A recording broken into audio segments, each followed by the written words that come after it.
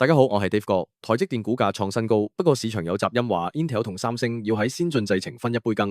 你覺得呢啲威脅會唔會動搖佢嘅神山地位？首先，大家要明白，而家 AI 唔再係空談概念，而係實實在在嘅訂單推動台積電前進。佢喺先進製程賽道上，市場份額高達90%以上，因為大客如 NVIDIA、Apple、Qualcomm 都依賴佢提供大規模高良率嘅晶片生產。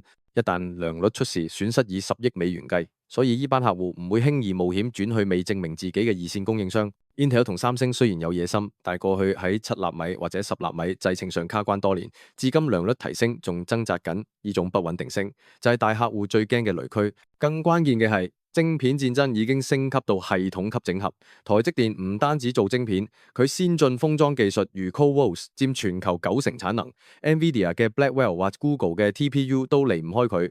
呢種製程同封裝高度捆綁，形成垂直生態圈。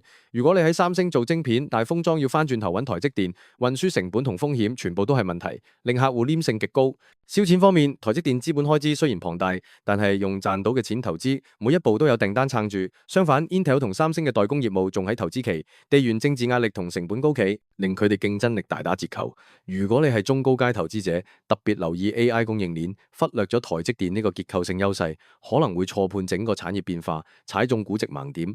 如果你想深入拆解數據推演同風險情景，我已經喺 Patreon 放咗深度分析，連結喺留言區，利用專業視角避開盲點，捕捉機會。